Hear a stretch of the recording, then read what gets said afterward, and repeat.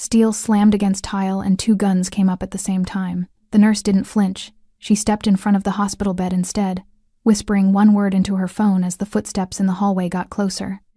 The thugs thought they were finishing a job, until the doors opened and the man they tried to assassinate walked in asking his wife if she was hurt. If this story pulled you in, go ahead and subscribe so you never miss what's ahead. I've got another unforgettable story coming tomorrow. And while you're here, drop a comment and tell me where you're watching from. I love seeing people tuned in from all over the world. Okay, let's get back into it. The sound of steel hitting tile cut through the ER like a blade. Instruments scattered. Blood pressure cuffs swung on their hooks. A nurse gasped. Another grabbed the edge of the counter. Overhead, the lights hummed their fluorescent indifference. And in the bed behind the IV stand, Mateo's monitor spiked once, then flattened into a fragile, stubborn rhythm. Stephanie Brito didn't move. Not when Ray raised the gun. Not when Finn stepped closer. Not when every instinct in that room screamed, "Get down, get back, get out of the way." She felt the ring on her finger smooth, cold, unyielding. The same ring Zeraldo had slipped on 3 years ago in a private ceremony, with no cameras, no witnesses, no trail. And somewhere in the corridor beyond the ER doors, footsteps echoed. Slow, controlled, coming closer. The 2 men pointing guns at her had no idea. They thought they were finishing a job. They were walking into a death sentence. 6 hours earlier, Street Gabriel Medical Center sits in the industrial quarter, wedged between shipping yards and century-old warehouses that smell like rust and seawater. It's not the kind of hospital that makes the news unless something goes catastrophically wrong. The paint peels in the stairwells. The elevators groan. The ER waiting room has chairs older than most of the staff, but it runs. And Stephanie Brito had been keeping it running one shift, one crisis, one saved life at a time, for longer than most people lasted in a place like this. She started her mornings the same way every time. 4th floor, break room, window facing east. Espresso from the Italian cafe, 2 blocks over the good stuff, dense and bitter and perfect. She'd watch the cranes pivot over the docks, the ships inching toward harbor, the sun crawling up from the waterline and setting the city on fire. 15 minutes of peace. Then scrubs, badge, shift. No one asked about her life outside these walls. No one knew the man she'd married. And no one ever followed her home. At 6:47 a.m., Stephanie clipped her badge to her scrub pocket and headed downstairs. The ER smelled like every ER she'd ever worked in. Antiseptic, coffee, fear. The night shift was wrapping up tired faces, stained scrubs, the particular exhaustion that comes from holding people together when they're falling apart. Quiet night? Stephanie asked Dr. Patel as he scribbled notes at the nurse's station. 3 overdoses, 1 MVA, guy with a fishing hook in his hand. He didn't look up. Your problem now. She smiled. Thanks. Oh, and we've got a GSW coming in. No name. Private transport. Should be here in 10. Stephanie's hand stilled on her coffee cup. GSW? Gunshot wound. Side entry. Stable but needs surgery. Patel finally looked up. You okay? Fine. She set the cup down carefully. I'll prep trauma too. The gurney came through the ambulance bay doors at 7:03 a.m. No sirens. No paramedics. Just 2 men in black jackets wheeling a patient covered in blankets. His face pale. His breathing shallow. Stephanie recognized the wound pattern before she saw his face. Entry wound. Lower right side. Through and through. Professional. And she recognized something else. The way the men moved. The way they didn't make eye contact. The way they left before anyone could ask questions. Mateo's eyes found hers as they transferred him to the bed. He didn't say anything. He didn't have to. She knew exactly who had sent him here. Now. Ray's gun hadn't wavered in 30 seconds. Step aside, he said again. Stephanie stood in her blue scrubs, hair pulled back, no makeup, no jewelry except the ring she never took off. Behind her, Mateo lay motionless on the hospital bed, IV dripping antibiotics, chest rising and falling in shallow rhythms. The surgical tray she'd been organizing lay scattered across the floor, forceps, gauze, a scalpel glinting under the fluorescent lights. 4 other medical staff stood frozen behind cabinets and counters. Dr. Patel, 2 nurses, an intern who'd started last month, all of them staring, all of them silent. I said move. Ray's voice was steady, practiced. He wore a black hoodie, face partially obscured, but his eyes were visible, cold, certain. Finn stood to his left, gun raised but hands less steady. Younger. Newer to this. Stephanie looked at Ray without blinking. No. The word landed like a stone in still water. Ray's jaw tightened. You don't know who you're protecting. Oh. Stephanie's voice was calm, almost gentle. I do. Finn glanced at Ray, confused. Ray stepped closer. Then you know what happens if you don't move. You fire that gun in here, Stephanie said quietly, and you won't leave this building. You think hospital security scares me? No. Her eyes didn't leave his. I don't. Something in her tone made Finn hesitate. Ray didn't. Last chance. Stephanie reached into her pocket. Both guns swung toward her. She pulled out her phone, unlocked it with her thumb, typed one word, visitors, and pressed send.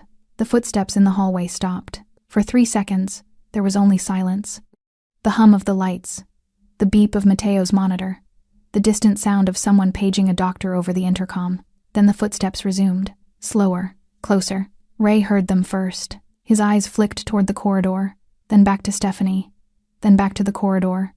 Finn's gun hand started to shake. Who's coming? Ray demanded. Stephanie didn't answer.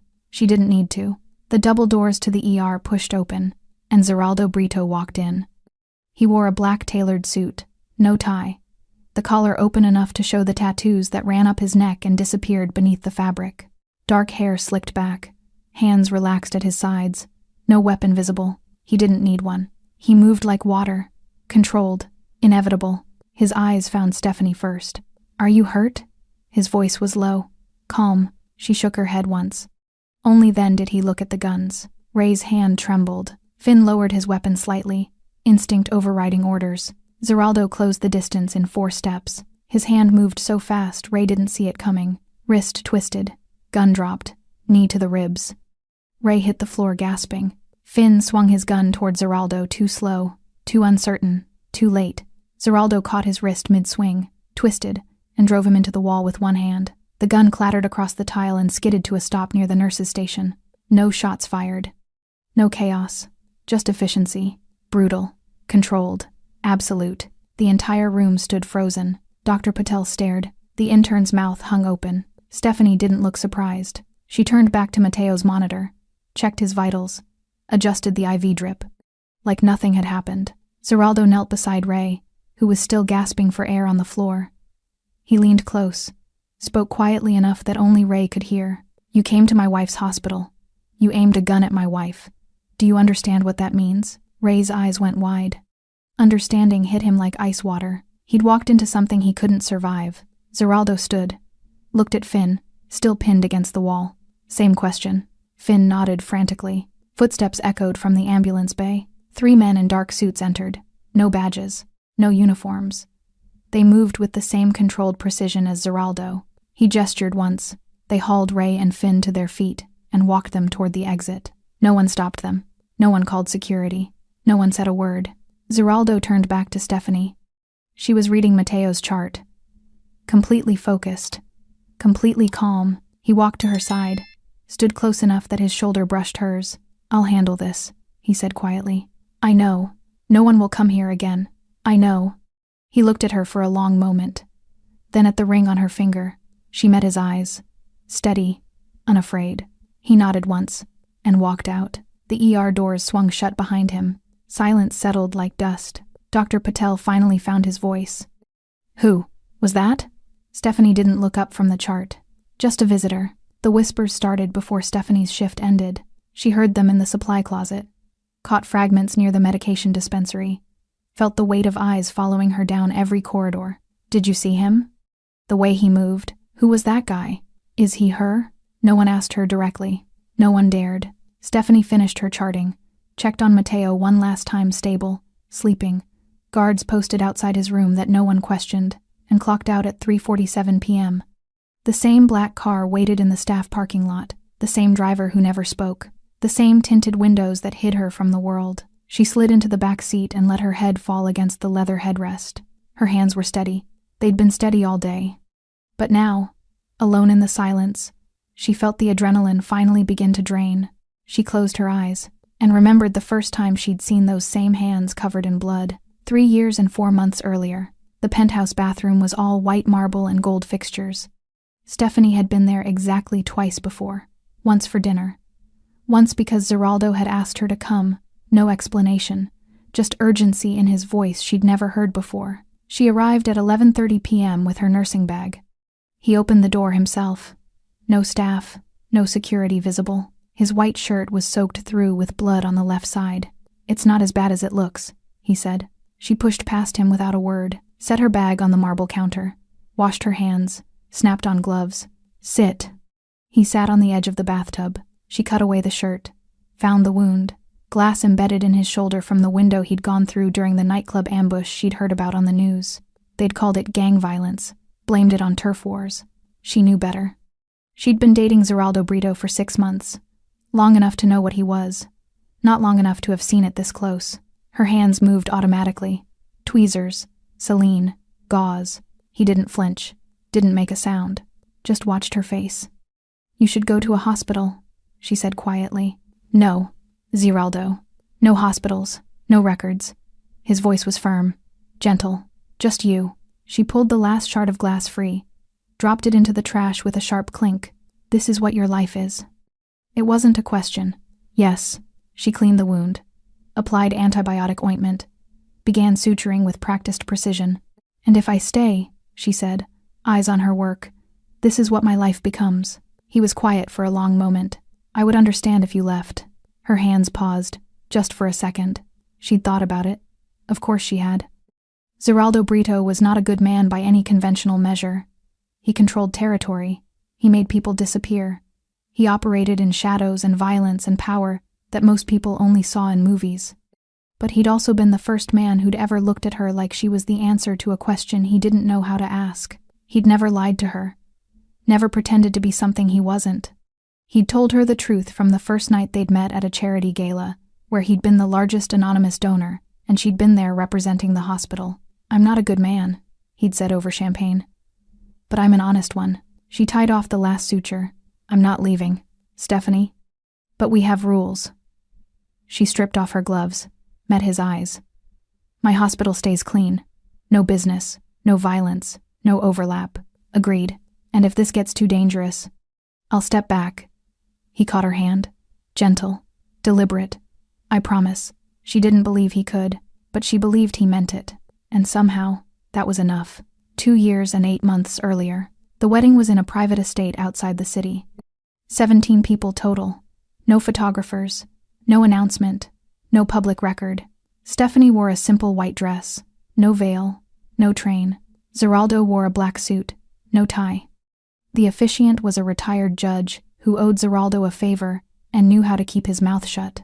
The vows were traditional, short, sincere. When Zeraldo slid the platinum band onto her finger, his hands were completely steady. When she did the same, hers trembled. Not from fear, from the weight of what she was choosing. The reception lasted 2 hours. Champagne, a small dinner, no speeches. Zeraldo's men stood at a respectful distance. Present but not intrusive. At 9 p.m., he pulled her aside onto a balcony overlooking the gardens. The city lights glittered in the distance. "You can still change your mind," he said quietly. She looked at the ring on her finger, then at him. "Can you?" "No." He smiled, rare, genuine, devastating. "Not about you." She kissed him. And in that moment, Stephanie understood something fundamental about the choice she'd made. Love was not always clean. It was not always safe. But it was hers. 18 months earlier, she came home to find him sitting in the dark, blood on his knuckles, suit jacket discarded, tie loose. She didn't turn on the lights, just set down her bag, walked to the bathroom, came back with the first aid kit, knelt in front of him, took his hands in hers. "Bad night?" she asked softly. "Yes." She cleaned the blood away. His knuckles were split, bruised. She'd seen worse. "Do I want to know?" "No." She wrapped his hands carefully, precisely. He watched her work, the way he always did, like she was performing surgery instead of basic wound care. "I don't deserve you," he said. She looked up. "Probably not." He almost smiled. "But you have me anyway." She finished the wrapping, pressed a kiss to his knuckles. "For better or worse?" "Worse, mostly. I knew what I was signing up for." "Did you?" She sat back on her heels, studied his face, the exhaustion, the weight of choices she'd never have to make. "I knew enough." He pulled her into his lap, buried his face in her neck. She held him, and understood something else. He was terrifying to everyone, except her. To her, he was just a man who carried too much weight and refused to let anyone else shoulder it. Until her, present day, the car pulled into the private estate's driveway. Stephanie walked through the front door, set down her bag, kicked off her shoes. Zeraldo was standing in the kitchen, phone in hand, already making calls. He looked up when she entered. Matteo's stable? Yes. The staff? Shaken, but quiet. He nodded, set down the phone, crossed the room in 3 strides, pulled her into his arms. She let herself sink into him, just for a moment. I'm sorry, he said against her hair. I know. It won't happen again. You can't promise that. I can try. She pulled back, looked up at him. They aimed guns at me in my hospital, Zeraldo. I know. They brought your world into mine. I know. The line we drew is still there. His hands framed her face, gentle, absolute. I will burn down everything before I let anyone cross it again. She believed him. That was the problem. She believed him completely. And part of her, the part that had chosen him 3 years ago in a bathroom with glass shards and blood, wasn't even sorry. 4 days earlier, the meeting was supposed to be neutral ground. An old warehouse on the east side, converted into a private event space that hosted everything from corporate retreats to underground poker games. The kind of place where questions weren't asked and security cameras didn't work. Zeraldo arrived at 10 p.m. with 3 men. The Kovac syndicate sent 4. It was supposed to be a negotiation. Territory lines, port access. The kind of conversation that happened in shadows between men who controlled things the city pretended didn't exist. Zeraldo knew it was a trap the moment he walked in. The tells were subtle, almost invisible. Dmitry Kovac's second-in-command kept glancing at the mezzanine level, the guards positioned too precisely near the exits, the way Dmitry himself sat too far back from the table, like he was expecting the furniture to explode. Zeraldo had survived 15 years in this world by trusting his instincts, and every instinct he had was screaming. He kept his expression neutral, sat down across from Dmitry, folded his hands on the table. You wanted to talk, Zeraldo said. Let's talk. Dmitry smiled, cold, practiced. You've been expanding into territories that don't belong to you. I've been filling vacuums that were left empty, by people we removed. Then you should have held the ground. The temperature in the room dropped. Dmitry's smile vanished. You're going to give back the port access, and the distribution networks, and you're going to pay for the privilege of breathing in this city. Zeraldo didn't move. No. Then we have nothing else to discuss. Dmitry stood, and that's when Zeraldo saw it. A red laser dot, flickering across the table, moving toward his chest. Matteo saw it too. He was standing near the door, ostensibly as security, but really as Zeraldo's eyes on the exits. He'd been with Zeraldo for 7 years, loyal, observant, smart enough to know when something was wrong. The laser dot appeared on the mezzanine railing. Matteo's eyes tracked up, saw the rifle barrel, saw the shooter adjusting position. He had maybe 2 seconds. He lunged forward. Down! The first shot punched through the air where Zeraldo's head had been half a second earlier.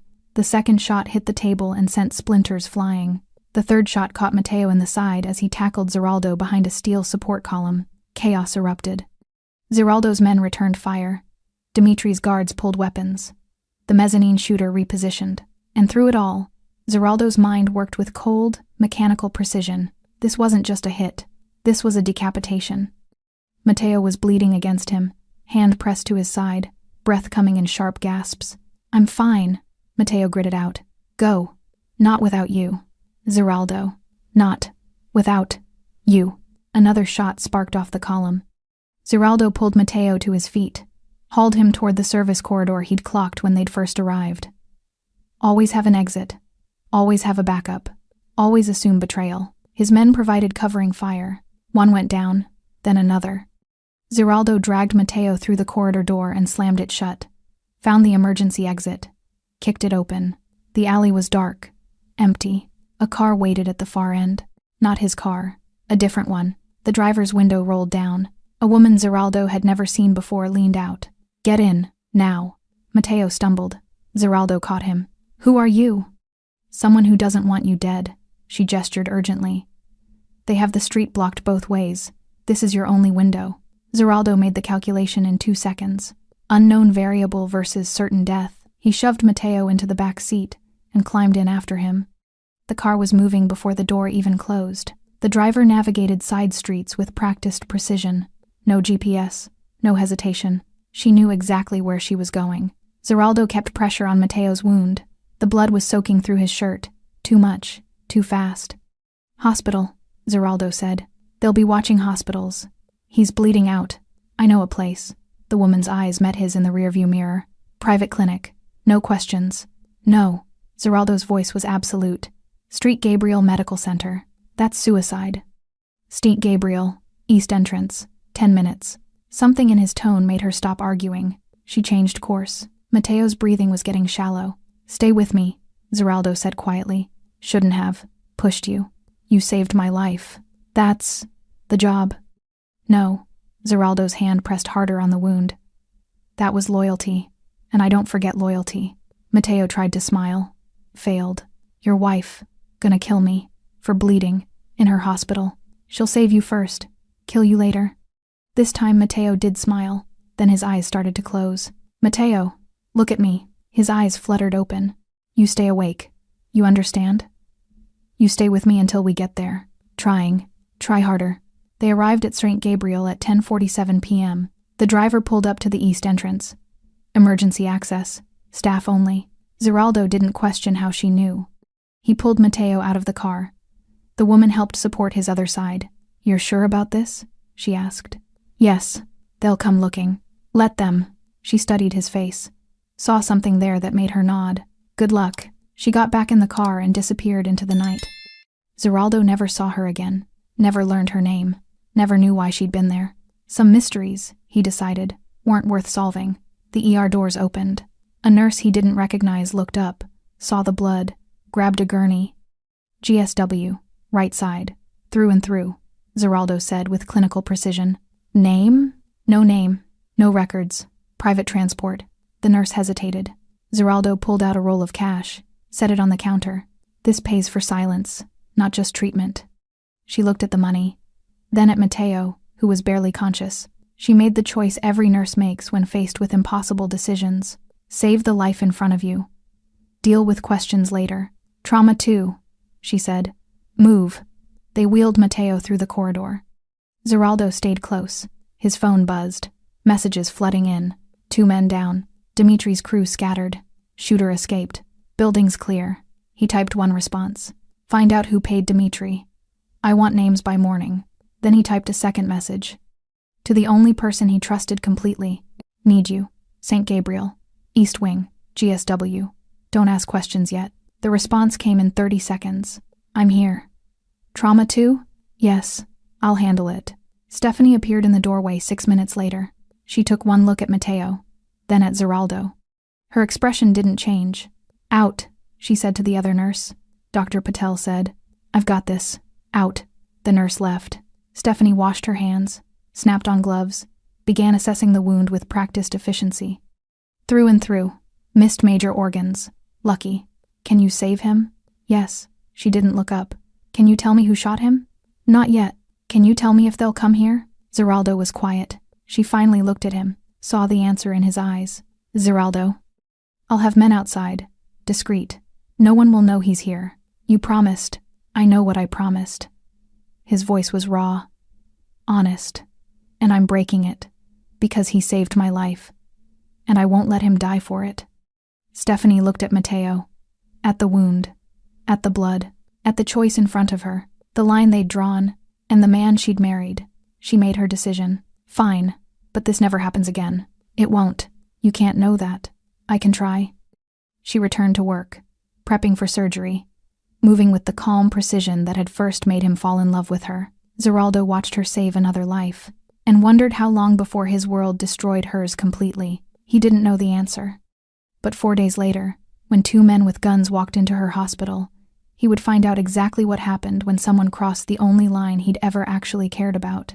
Day 1 after the attempt, Stephanie performed the surgery at 2:17 a.m. with Dr. Patel assisting. No one asked questions. Not about the patient's name listed as John Doe in the system. Not about the cash that appeared in the hospital's discretionary fund the next morning. Not about the 2 men in expensive suits who took up position in the hallway outside Trauma 2 and didn't leave. Street Gabriel Medical Center had been serving the industrial quarter for 43 years. It had learned, long ago, that some questions were better left unasked. Stephanie extracted the bullet fragments, repaired the damaged tissue, closed the wound in neat, precise sutures that would heal clean. Matteo survived, and when she finally stripped off her gloves at 4:38 a.m., Zeraldo was still waiting. He stood when she emerged from the OR. "He'll live," she said quietly. The relief in his eyes was immediate. Raw. "Thank you." "Don't thank me." She pulled off her surgical cap. Her hair fell loose around her shoulders. "This can't happen again, Zeraldo." "I know. I mean it. You brought this here, to my hospital. I had no choice. There's always a choice." Her voice was firm, not angry, just absolutely certain. "And you chose to cross the line we drew." He didn't argue, couldn't argue. She was right. "What do you need from me?" he asked. "Security, discreet, no uniforms, no weapons visible. And the moment Matteo can be moved safely, he disappears. Done. And you need to find out who did this. Already working on it." She studied his face. The exhaustion, the controlled violence simmering just beneath the surface. "Be careful," she said softly. "I'm always careful." "No, you're always strategic. There's a difference." She kissed his cheek, brief, gentle, then walked away to finish her shift, left him standing in the hallway with the weight of everything he'd brought into her world. Day 2. Zeraldo didn't sleep. He made calls, pulled strings, applied pressure in all the places pressure worked best. By noon, he had a name: Gregor Sidorov, a broker, a facilitator, the kind of man who arranged things for people who wanted their hands to stay clean. Dmitry Kovac had paid him $60,000 to coordinate the assassination, but Dmitry was small-time, mid-level. He didn't have the resources or the nerve to move against Zeraldo without backing. Someone bigger had ordered it. Someone with reach. Someone who wanted Zeraldo gone badly enough to risk open war. Zeraldo sat in his estate office, city skyline visible through floor-to-ceiling windows, and played the chess game 3 moves ahead. Who benefits from my death? Who's been quietly consolidating while I've been expanding? Who has the connections to hire Sidorov and the ambition to gamble on a public hit? The answer came to him at 3:47 p.m. Alexei Reznik. Russian syndicate. Old money. Careful operations. He'd been circling Zeraldo's territory for 2 years, never quite moving against him directly, always working through proxies. This had his fingerprints all over it. Zeraldo picked up his phone, made one call. "Find Sidorov. I want him alive. I want him talking, and I want it done quietly." The response was immediate. "Consider it done." Day 3. Stephanie checked on Matteo 4 times during her shift. Each time, he was awake, alert, healing faster than most GSW patients. "You're stubborn," she said, adjusting his IV. Family trait. He managed a weak smile. "You know who I am." It wasn't a question. Matteo nodded carefully. "Known since the beginning. Zeraldo doesn't hide things from people he trusts. And you're one of those people." "I try to be." She checked his vitals. Blood pressure good. Temperature normal. No signs of infection. "Why did you take the bullet for him?" Matteo was quiet for a moment. "Because some men are worth dying for, and Zeraldo's one of them. Even knowing what he is. Especially knowing what he is." Matteo's eyes were steady. Sincere. "He's not a good man, but he's a loyal one. And in our world, that's rarer than you'd think." Stephanie understood that more than she wanted to admit. "The men who shot you," she said carefully. "They're going to want to finish what they started." "I know. And they might trace you here." "I know that too." She met his eyes. "If they come to my hospital, I won't let them hurt you." "You shouldn't make promises like that." "I'm not making a promise." Her voice was calm. "Absolute. I'm drawing a line." Matteo studied her face. Saw the same steel that Zeraldo had fallen in love with. "He's lucky to have you," Matteo said quietly. "We'll see if you still think that when this is over." Day 4 morning. Gregor Sidorov was found in a warehouse on the south side. He talked for 47 minutes, gave up everything. Dmitry Kovac was just the trigger man. The money came from Reznik. The plan had been in motion for 6 months. Kill Zeraldo, destabilize his operations, move in before his lieutenants could consolidate power. Clean, simple, efficient. Except Matteo had seen the laser sight. 1 loyal man, 2 seconds of warning. The difference between a successful coup and a declaration of war. Zeraldo listened to the recording of Sidorov's confession, then made 3 calls. First, to his lawyers. Freeze Reznik's legitimate business holdings. Legal warfare. Second, to his financial contacts. Cut Resnick's access to cash flow. Economic pressure. Third, to his most trusted lieutenants. Prepare for retaliation. Strategic positioning. He didn't want war. War was expensive, messy, unpredictable, but he would absolutely finish what Resnick had started. Day 4 afternoon. Alexei Resnick received the first blow at 2 p.m., his primary shipping contract canceled, his main distributor suddenly unavailable, his offshore accounts frozen pending investigation. By 5 p.m., he understood. Zeraldo wasn't dead, and he knew exactly who'd ordered the hit. Resnick made a call. "We have a problem." "I'm aware," came the cold response.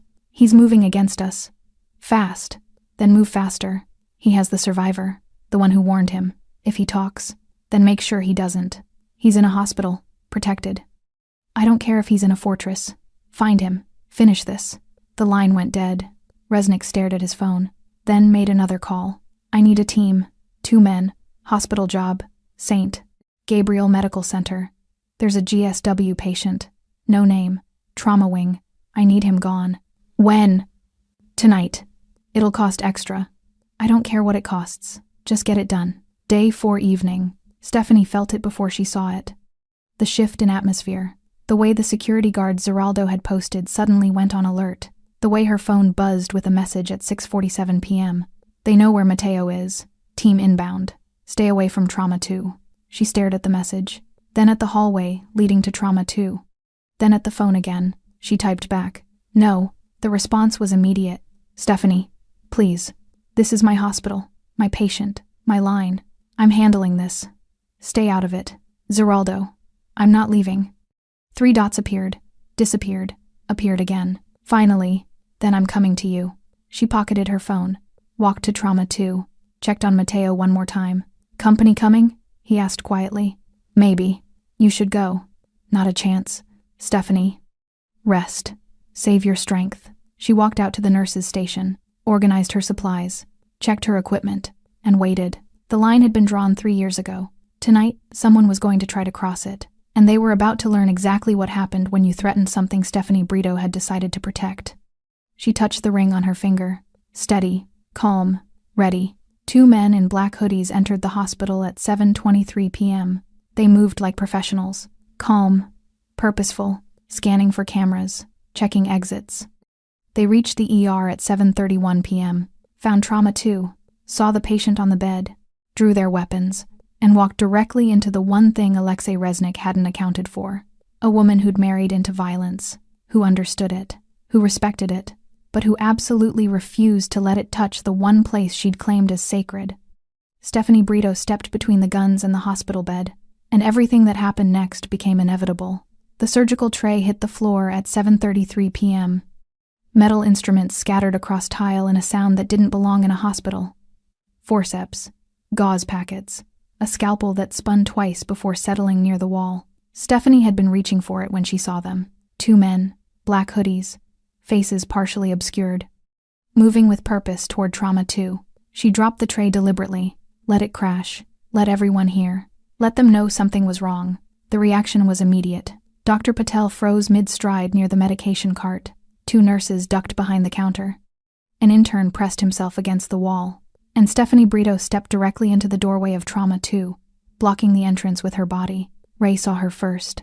He was older, mid-30s, hard eyes, practiced movements. His gun came up smooth, professional, aimed past her shoulder at Mateo, who lay on the hospital bed, IV dripping, chest rising and falling in shallow breaths. Finn stood to his left. Younger. Maybe 25. His weapon wasn't quite as steady. "Step aside," Ray said. His voice was calm, matter of fact, like he was asking her to move out of the way in a grocery store aisle. Stephanie didn't move. Behind her, she heard Mateo's monitor beep. Steady, stable. She felt the weight of her phone in her pocket. The message already sent. Visitors. 1 word. That's all it had taken. "Step aside," Ray repeated. Stephanie looked at him directly. "No." The word landed in the ER like a stone. Dr. Patel's eyes went wide. The nurses behind the counter exchanged glances. The intern looked like he might pass out. Finn shifted his weight. Uncertain. Ray's expression didn't change. "You don't want to do this," he said. You're right. Stephanie's voice was steady, calm, almost conversational. I don't want to do this, but here we are. We're not here for you. You're in my hospital, pointing guns at my patient. You're absolutely here for me. Ray took a step closer. Stephanie held her ground. Behind her, she heard Mateo try to sit up, heard the rustle of sheets and the catch in his breathing. Stay down, she said without turning around. Stephanie, Mateo's voice was weak, strained. I said stay down. Ray's jaw tightened. Last chance. Move or this gets ugly. It's already ugly.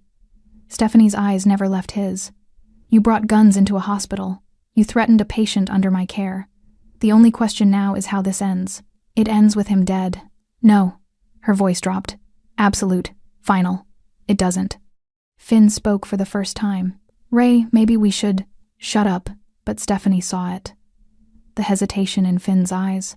The way his gun hand trembled just slightly. He didn't want to be here. He was following orders.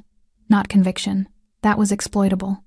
You don't have to do this, Stephanie said, looking at Finn now. Whatever they're paying you, it's not worth it. Don't talk to him, Ray snapped. Why not? Because he might listen? Because he knows what happens if we walk out of here empty-handed. And what happens if you don't walk out at all? Ray's eyes narrowed. You think hospital security scares me? No. Stephanie's expression didn't change. I don't. Something in her tone made both men pause. The confidence, the certainty, like she knew something they didn't. Ray stepped closer, close enough that Stephanie could smell cigarette smoke on his jacket. You're protecting a criminal. You know that, right? I'm protecting a patient. He's a gunman. He works for... I don't care who he works for. Stephanie cut him off. Inside this hospital, he's a human being with a GSW who needs medical care, and that's all that matters. Noble. Ray's voice dripped sarcasm. But stupid. Maybe. You're going to die for him? Stephanie was quiet for a moment. She thought about Zeraldo, about the bathroom 3 years ago, about glass shards and blood and the choice she'd made to stay, about every choice since then. If I have to, she said quietly. Ray stared at her, trying to find the angle, the leverage, trying to understand what kind of person stood between 2 loaded guns and certain death without flinching. You don't know who you're protecting, he said finally. Stephanie almost smiled. Oh, I do. The confusion on Ray's face was immediate. Finn lowered his gun slightly, completely lost. What? Ray demanded. Stephanie reached into her pocket. Both guns swung toward her. Easy, she said. Just my phone. She pulled it out slowly, unlocked it with her thumb, showed them the screen. 1 word sent. 7 minutes ago. Visitors. Who did you... Ray started. Then he heard them. Footsteps. In the corridor beyond the ER entrance. Not running. Not rushing. Slow. Controlled. Deliberate. The sound of someone who didn't need to hurry, because they knew exactly what they were walking into. Ray's face went pale. No, he whispered. The footsteps got closer. Finn backed up a step. Then another. Ray? Who is that? Ray didn't answer. Couldn't answer. Because he'd just put together what Stephanie had known from the moment they walked in. This wasn't some random hospital. This wasn't some random patient. And she wasn't some random nurse. The double doors to the ER pushed open. Zeraldo Brito entered like a storm front. Black tailored suit. No tie. Shirt open at the collar showing the tattoos that crawled up his neck. Dark hair slicked back. Hands loose at his sides. No weapon visible. He didn't need one. The air itself seemed to change when he walked in. Pressure. Weight. Inevitability. His eyes found Stephanie first. Scanned her head to toe. Looking for injuries. For blood. For anything wrong. Are you hurt? His voice was low. Calm. Stephanie shook her head once. No. Only then did he look at the guns. At Ray, who'd gone completely still. At Finn, whose weapon was now pointed at the floor. At the surgical tray scattered across the tile. At the frozen staff behind the counter. At everything that had happened in his wife's hospital while he wasn't there to stop it. His expression didn't change, but something in his eyes went absolutely cold. Ray understood in that moment. He'd walked into something he couldn't walk out of. You came to my wife's hospital, Zeraldo said quietly.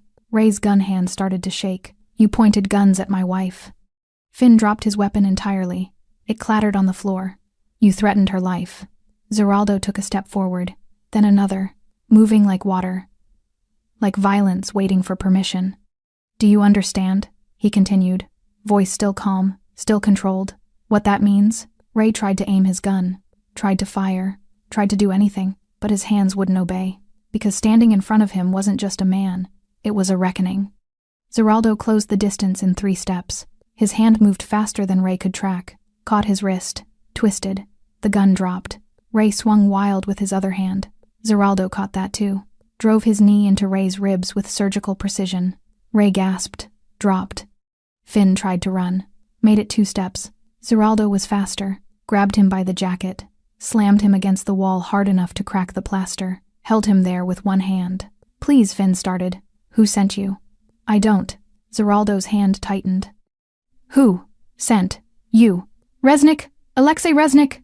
Zeraldo nodded once, released him. Finn collapsed to the floor next to Ray. Both men lay there, breathing hard, bleeding slightly, alive, but only because Zeraldo wanted them that way. The ER was completely silent. Dr. Patel stared in shock. The nurses hadn't moved. The intern looked like he'd forgotten how to breathe. Stephanie walked calmly to Mateo's bedside, checked his monitor, adjusted his IV, like nothing had happened. "Pressure's stable," she said quietly. Mateo managed a weak smile. "You're terrifying, you know that?" "I've been told." Footsteps echoed from the ambulance bay. 3 men in dark suits entered, moving with the same controlled precision as Zeraldo. He gestured once. They hauled Ray and Finn to their feet, walked them toward the exit. No one stopped them. No one said a word. Zeraldo turned to Stephanie. She was still focused on Mateo's chart. He walked to her, stood close. "I'll handle this," he said quietly. "I know. No one will come here again." "You can't promise that." "Yes, I can." She looked up at him, saw the absolute certainty in his eyes. "And the cost of that certainty." "Go," she said softly. "Do what you need to do." He touched her face, brief, gentle, then walked out of the ER. The doors swung shut behind him. Silence settled like ash. Dr. Patel finally found his voice. "Who was that?" Stephanie returned to her charting. "Just a visitor." The black SUV pulled away from St. Gabriel Medical Center at 7:52 p.m. Ray and Finn sat in the back seat, hands zip-tied behind them, flanked by 2 of Zeraldo's men who hadn't spoken a single word. Zeraldo sat in the passenger seat, silent, still, the kind of quiet that preceded violence. The driver navigated through the industrial quarter, past shuttered warehouses and empty lots, toward the part of the city where streetlights stopped working and no one called the police. Ray tried once to speak. "Listen, we were just..." The man beside him drove an elbow into his ribs. Ray gasped. "Shut up." Finn was crying silently, tears streaming down his face. He was 24 years old, 3 months into working for Resnick's crew. This was supposed to be easy money, simple jobs, no real danger. He'd been lied to. Zeraldo's phone buzzed. He answered without checking the ID. "Talk." "Estate is secure. Room's ready."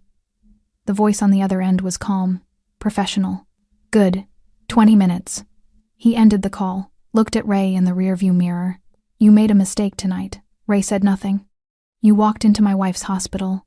You pointed a gun at my wife. You threatened the one thing in this world I've tried to keep separate from what I do." Zeraldo's voice was perfectly calm. Somehow that made it worse. "I've killed men for less. You understand that, right?" Ray nodded slowly.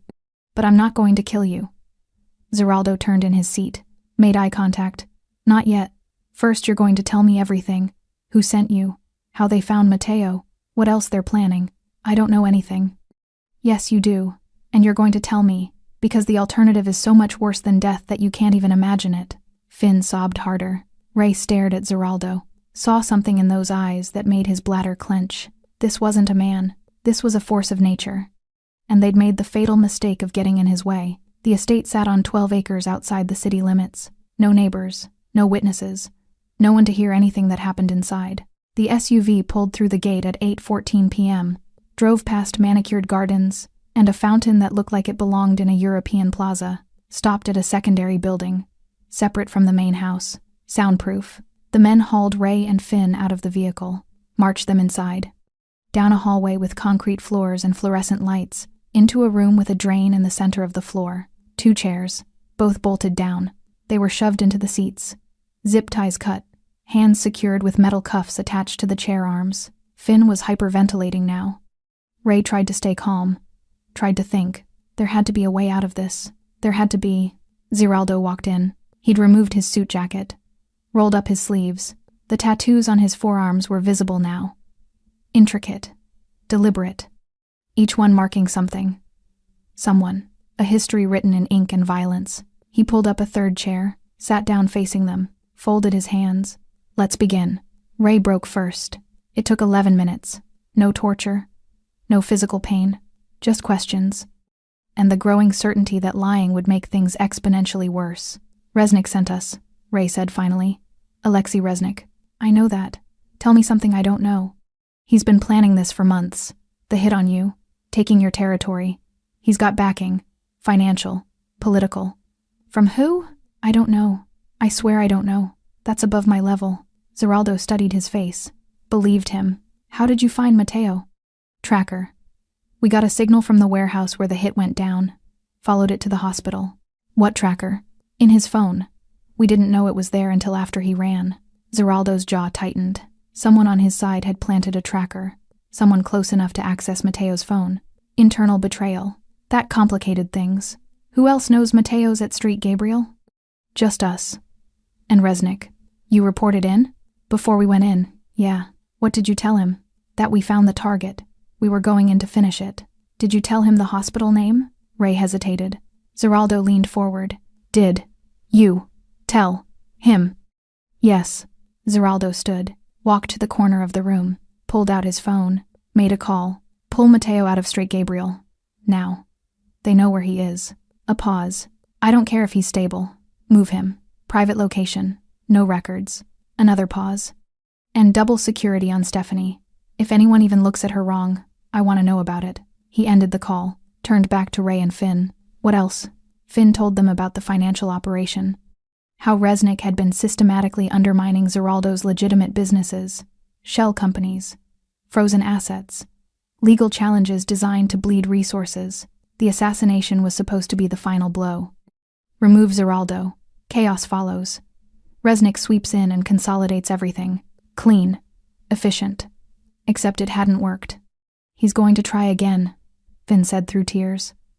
He has to. He's already committed. If he backs down now, he looks weak. And in this world, weakness is death, Zeraldo finished. I know. He paced the room, processing, calculating. Resnick had made this personal.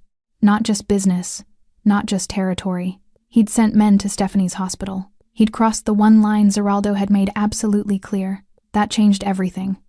Here's what's going to happen, Zeraldo said quietly. I'm going to dismantle everything Resnick has built. His businesses, his connections, his reputation. And then, when he has nothing left, when everyone he trusted has abandoned him, I'm going to give him a choice. Ray stared at him. What choice? Disappear, or die. He'll never disappear. His pride. Then he'll die. Zeraldo's voice was flat. Final. I don't actually care which he chooses. At 9:47 p.m., Zeraldo's phone rang. Stephanie. He answered immediately. Are you okay? I'm fine. Her voice was steady, calm. Mateo's being moved? Yes. Safer location. You could have told me. I'm telling you now. She was quiet for a moment. The staff is asking questions. Let them ask. Zeraldo. What do you want me to say, Stephanie? That I'm sorry? I am. That it won't happen again? I'll do everything in my power to make sure it doesn't, but I can't change what already happened. I know. Her voice softened. I'm not angry. I'm just processing. Are you safe? I have 3 of your men outside the ER pretending to be contractors. It's a little obvious. Despite everything, he almost smiled. They'll be subtle. They're carrying concealed weapons in a hospital. There's no subtle. They'll try. She sighed. When will you be home? Late. I have things to handle. Things. Yes. Will these things involve violence? He was quiet. Zeraldo. Some, he admitted, but controlled, strategic, nothing that traces back to you. That's not what I'm worried about. Then what are you worried about? You? Her voice was soft, honest. I'm worried about you. Something in his chest tightened. After everything. After guns in her hospital. After threats to her life. She was worried about him. I'll be careful, he said. Promise me. I promise. I love you. I love you too. He ended the call, stood there for a moment, then turned back to Ray and Finn. Last question, he said. Does Resnick know who Stephanie is? Does he know she's my wife? Ray shook his head. No. No one knows. We didn't even know until you showed up. Zeraldo nodded slowly. That was something, at least. Stephanie's anonymity was still intact, her protection, still possible. What happens to us? Finn asked quietly. Zeraldo looked at him. Young, stupid, terrified, reminded him of men he'd known years ago. Men who'd made bad choices and paid for them. Men he'd killed without hesitation. But tonight felt different. Tonight, mercy felt like a weapon. You're going to disappear, Zeraldo said. New city, new names, new lives. And if I ever see either of you again, if you ever come near this city, near my territory, near anyone I care about, I will finish what I started tonight. Understood? Both men nodded frantically. Good. Zeraldo gestured to his men. Get them out of here. At 11:23 p.m., Zeraldo finally headed home. The estate was quiet. Dark except for a single light in the bedroom window. Stephanie was waiting. She always waited. He walked through the front door, set down his keys, climbed the stairs, found her sitting on the bed, still in her scrubs, reading a medical journal. She looked up when he entered, set the journal aside, patted the bed next to her. He sat. She took his hand, examined his knuckles. No blood this time. No injuries. It's handled? She asked. For now. For now. Resnick's still out there. But he knows I'm coming. And then what? Zeraldo was quiet. Then it ends, he said finally. One way or another. She leaned her head against his shoulder. I meant what I said, about being worried. I know, this life you lead. I know. She lifted her head, looked at him. We should talk. About the future. About what happens when this is over. Okay. Not tonight. You're exhausted. Tomorrow then. She kissed him. Soft. Gentle. A reminder that despite everything, despite the violence and the danger and the impossible choices, this was still real. They were still real. Come to bed, she whispered. He did, and for a few hours, the storm outside quieted, but dawn was coming, and with it, the reckoning Zeraldo had promised. Day 5, 3:47 a.m. Zeraldo couldn't sleep. He stood at the bedroom window, watching the city lights flicker in the distance, while Stephanie slept behind him in the bed they'd shared for 3 years. His mind worked through scenarios, contingencies, chess moves on a board that was getting more complicated by the hour. Resnick knew about Mateo. Resnick knew about Street Gabriel, but Resnick didn't know about Stephanie. That was the only advantage Zeraldo had left. His phone vibrated on the nightstand. He grabbed it before it could wake her. A message from his head of security. Gregor Sidorov secured. Location Alpha. Waiting for you. Zeraldo typed back. On my way. He dressed quietly. Black pants, black shirt. The shoulder holster he only wore when he expected things to get complicated. Stephanie stirred. Where are you going? Her voice was thick with sleep. Work. At 4 in the morning? He walked to the bed. Kissed her forehead. Go back to sleep. She caught his hand. Be careful. Always. She didn't believe him. Neither did he, but they both pretended. Location, Alpha, 4:31 a.m. The abandoned factory on the waterfront had served many purposes over the years. Legitimate business. Storage facility. Meeting ground for transactions that couldn't happen in daylight. Now it was an interrogation room. Gregor Sidorov sat in a metal chair in the center of the empty warehouse floor, hands zip-tied behind his back, face bruised, lip split. He'd resisted when they'd grabbed him outside his apartment, fought hard enough to break one man's nose before 3 others subdued him. He was a survivor, a professional, but professionals broke just like everyone else. It just took longer. Zeraldo walked across the concrete floor, his footsteps echoing in the cavernous space. 2 of his men stood in the shadows, silent, watching. Sidorov looked up. Blood trickled from the corner of his mouth. Zeraldo Brito. His accent was thick, Eastern European. I wondered when you'd come. You knew I would. Men like you always do. Sidorov tried to smile, failed. You want information? Yes. And if I give it to you, what? You let me go? Maybe. You're lying. Probably. Zeraldo pulled up a chair, sat down facing him. But you'll talk anyway. The only question is how long it takes. Sidorov studied him, calculating, measuring, looking for weakness. He wouldn't find any. You sent Ray and Finn to my wife's hospital, Zeraldo said quietly. I don't know what you're talking about. Yes, you do. You arranged the team, you gave them the location, you told them where to find Mateo. Sidorov said nothing. Zeraldo leaned forward. They pointed guns at my wife, Gregor. Do you understand what that means? I don't know your wife. Exactly. You sent armed men to kill someone in a hospital, and you didn't even know who else would be there. You didn't care. It's just business. Zeraldo's hand moved faster than Sidorov could track. Grabbed his throat, squeezed. Not enough to crush. Just enough to make breathing difficult. It stopped being business, Zeraldo said, voice absolutely calm, the moment you involved her. He released him. Sidorov gasped, coughed. Who hired you? Zeraldo asked. Sidorov wiped blood from his mouth with his shoulder. You already know. I want to hear you say it. Alexei Reznik. What did he pay you? 60,000. Half up front, half on completion. And the assassination attempt at the warehouse? I arranged it. Dmitry Kovach was the front man. Reznik provided the financing and the intel. What intel? Sidorov hesitated. Zeraldo waited. Someone on your side, Sidorov said finally. Someone gave Reznik your schedule, your security details, everything he needed to plan the hit. The words hit like ice water. Who? I don't know. Reznik didn't tell me. He just said the source was reliable. Zeraldo stood, paced. Someone inside his organization. Someone he trusted. Someone who'd betrayed him for money, or fear, or ambition. How long has Reznik been planning this? He asked. 8 months. Maybe more. He's been careful, methodical, building resources, making alliances. What alliances?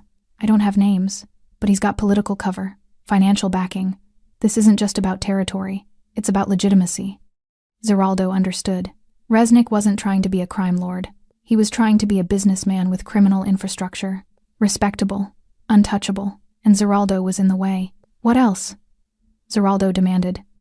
He's already moving on your assets, legal challenges, regulatory pressure. He's got lawyers and accountants doing what the assassins couldn't. And if I'm removed? Your operations collapse. Your lieutenants fight for scraps. Reznik sweeps in and consolidates. Clean, legal, no mess. Zeraldo nodded slowly. It was actually a good plan, which made it more dangerous. Where is Reznik now? I don't know. Gregor. I swear I don't know. He uses cutouts, encrypted communications. I've never met him face to face. Zeraldo studied him, believed him. What about his operations? Where does he run things from? He's got properties all over the city. Office buildings, warehouses, legitimate fronts. I can give you addresses, but he moves around. Never stays in one place too long. Smart. That's why he's still alive. Zeraldo smiled without humor. Not for long. St. Gabriel Medical Center, 6:15 a.m. Stephanie started her shift the same way she always did.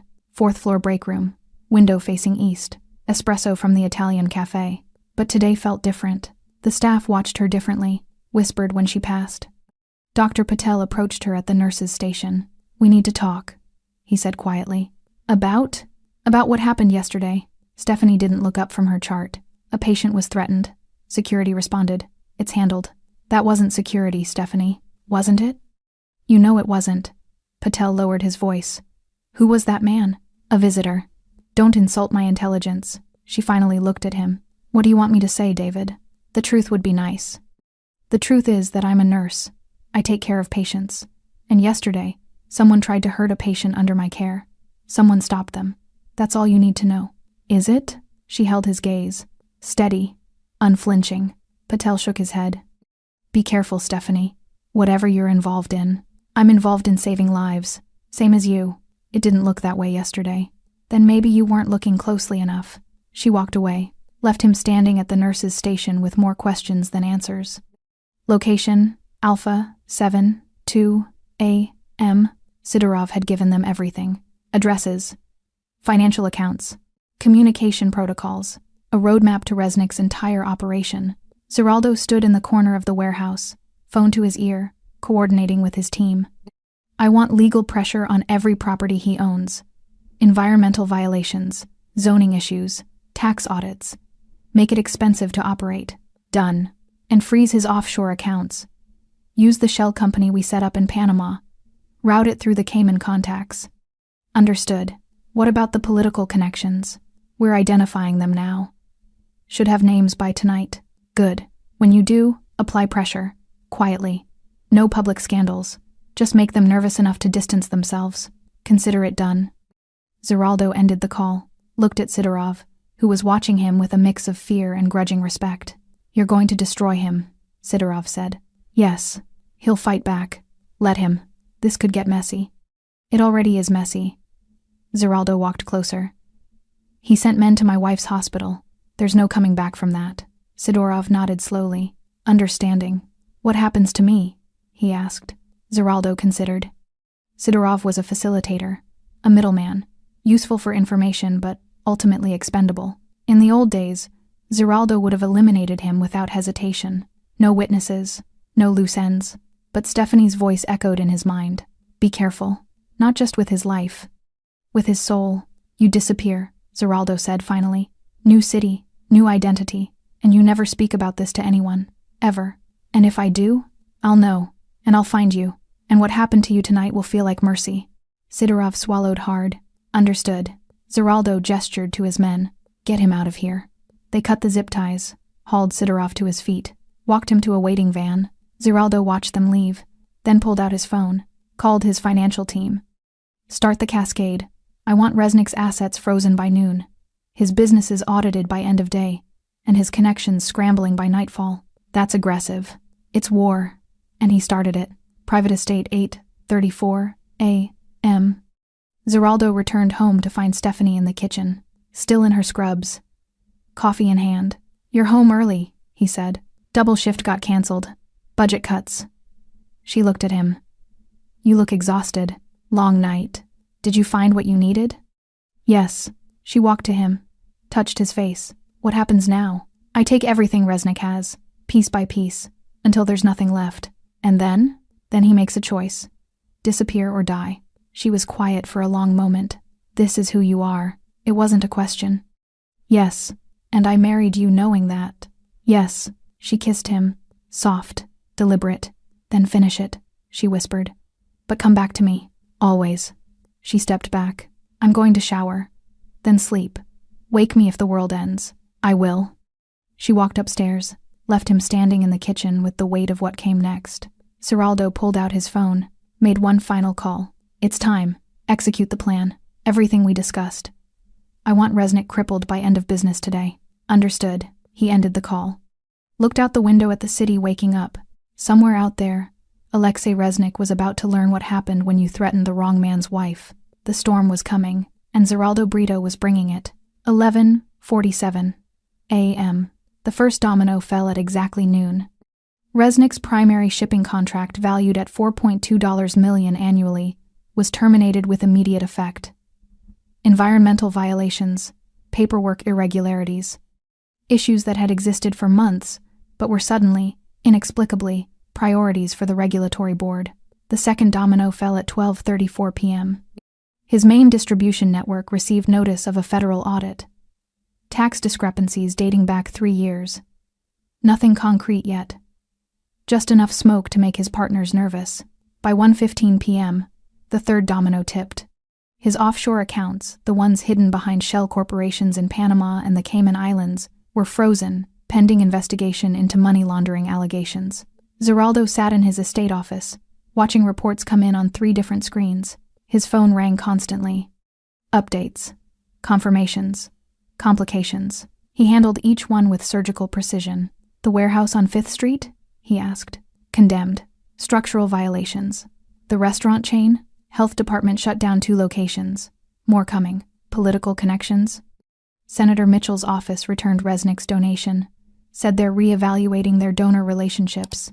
Zeraldo allowed himself a small smile. Fear was contagious in political circles. Once one connection broke, others followed. Self-preservation always won. 2:43 p.m. Alexei Resnick stood in his penthouse office, phone pressed to his ear, listening to his lawyer explain why 12 of his businesses were suddenly under investigation. This isn't coincidence, Resnick said coldly. No, it's not. Can you stop it? Some of it. Maybe. But whoever's orchestrating this has serious resources, political connections, financial leverage we can't match. Resnick ended the call, threw the phone across the room. It shattered against the wall. His second-in-command, Mikhail, stood near the door. Brito, Mikhail said quietly. Obviously. He's moving faster than we anticipated. Because we failed to kill him, and worse, we exposed ourselves. Resnick paced. Ray and Finn? Haven't reported in. Assumed captured or dead. The hospital patient? Moved. Location unknown. Resnick slammed his fist on the desk. We had one job. Kill one wounded man in a hospital. And we couldn't even manage that. What do you want to do? Resnick was quiet for a long moment. Calculating. Reassessing. Pull back. Consolidate what we can. Protect the core assets. And Brito? We negotiate. Mikhail stared at him. You want to negotiate? After everything? I want to survive. Resnick's voice was cold, pragmatic. And right now, Brito is dismantling everything we've built. We either negotiate or we lose everything. He won't negotiate. Not after we sent men to his wife's hospital. Resnick froze. What did you say? The hospital. St. Gabriel. That's where the patient was. That's where we sent Ray and Finn. I know that. What about his wife? Mikhail pulled out his phone. Showed him a report from one of their informants. Security footage. Grainy. Time-stamped from the night before. A woman in blue scrubs standing between two armed men and a hospital bed. And then Zeraldo Brito walking through the doors. The way he looked at her first. The way he asked if she was hurt. The way he dismantled two armed men in seconds because they'd threatened her. Resnick's face went pale. His wife works there? Apparently. We pointed guns at his wife? Yes. Resnick sat down slowly. We're dead. We can still... No. Resnick's voice was hollow. We're dead. We just don't know it yet. 4:17 p.m. By late afternoon, Resnick had lost 40% of his operational capacity. Warehouses shut down, accounts frozen, partners distancing themselves.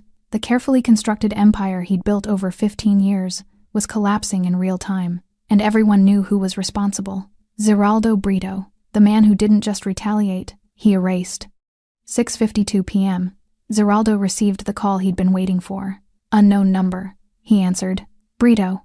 Resnick's voice was tight, controlled. Resnick, we need to talk. No, we don't. I'm willing to negotiate. Territory. Operations. Whatever you want. I want you gone. Silence. Gone where? I don't care. Out of this city. Out of this business. Disappear. And if I refuse? Then I finish what I started. And trust me, Alexei, you don't want that. You can't destroy me completely. I have resources. Had resources. Past tense. Zeraldo's voice was calm. Final.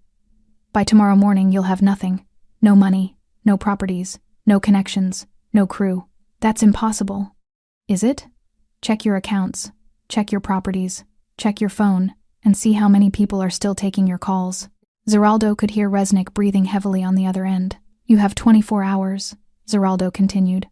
Pack what you can carry. Leave the city. Don't come back. And if I don't, then you'll wish I'd killed you at the warehouse. Zeraldo ended the call, sat back in his chair. The chess game was over.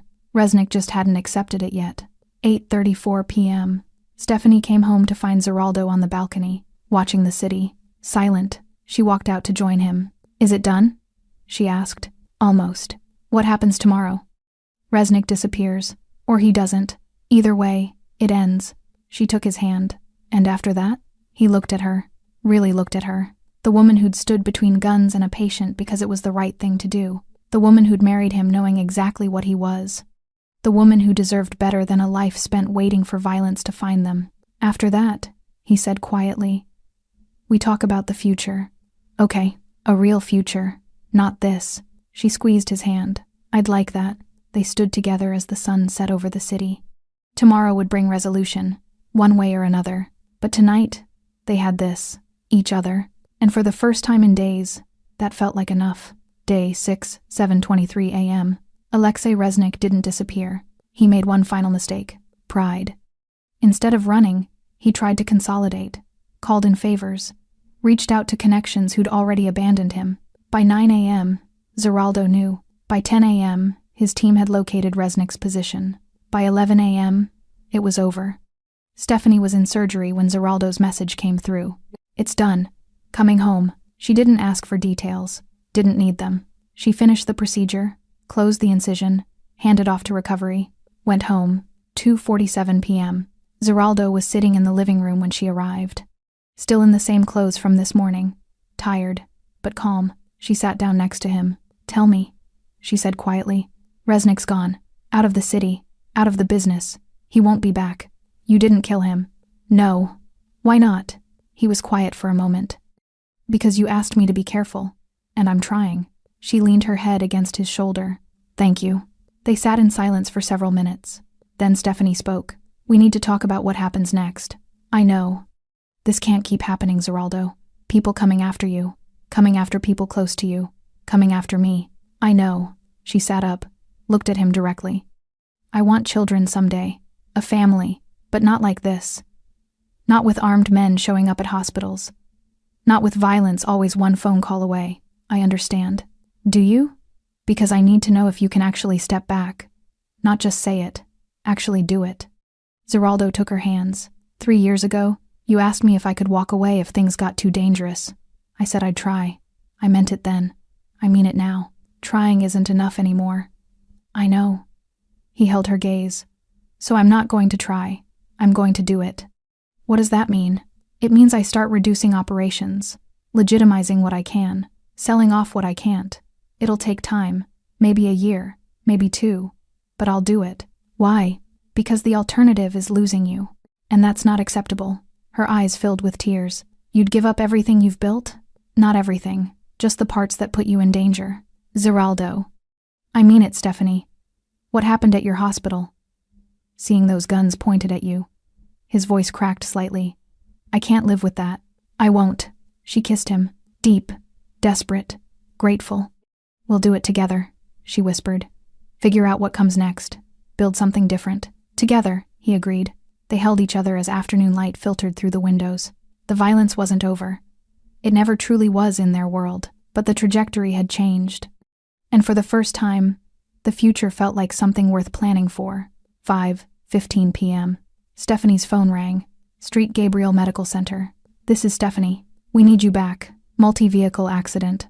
All hands. She looked at Zeraldo. He nodded. I'll be there in 20 minutes.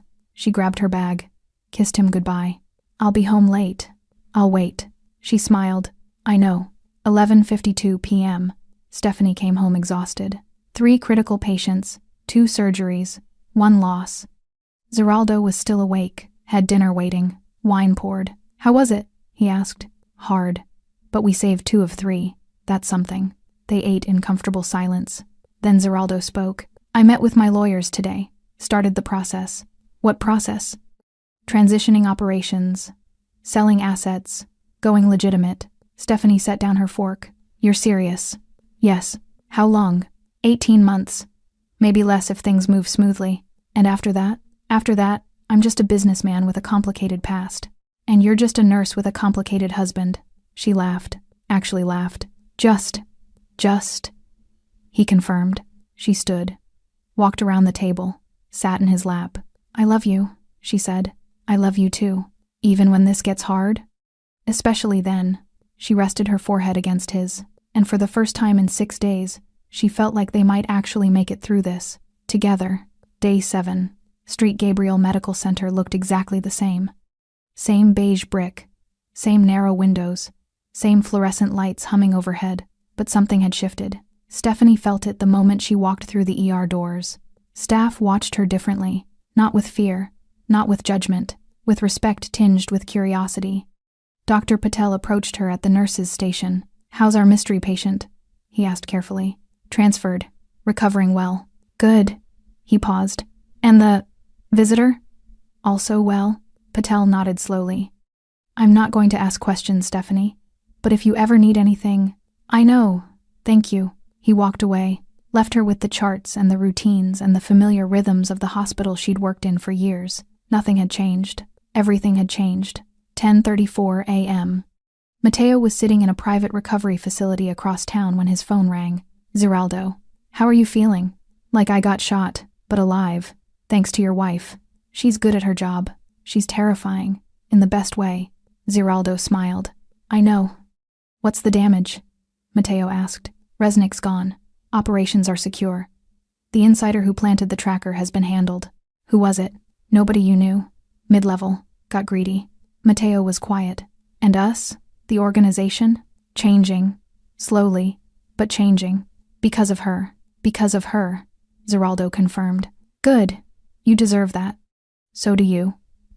Take time. Heal. When you're ready, We'll talk about what comes next. Understood. Zeraldo ended the call, looked out the window of his office. The city stretched before him. His city, for now. But soon, something different. Something quieter. Something that didn't end with guns in hospitals. 3:47 p.m. Stephanie's shift ended at 4. She changed out of her scrubs, grabbed her bag, walked through the parking lot to where the black car waited. Same driver, same tinted windows. But this time, when she slid into the back seat, Zeraldo was there. "What are you doing here?" she asked, surprised. "Picking up my wife from work. Is that allowed?" She smiled. "It's allowed." The car pulled away from St. Gabriel, drove through the industrial quarter, past the warehouses and the docks, toward the estate that had become her home. "How was your day?" Zeraldo asked. "Normal. Yours?" "Productive. Started liquidating the warehouse properties. Meeting with accountants tomorrow about the shipping contracts." "This is really happening." "Yes." She took his hand. "I'm proud of you." "For what?" "For choosing this. For choosing us." He lifted her hand, kissed her knuckles. "Easiest choice I ever made." 6:15 p.m. They had dinner on the balcony.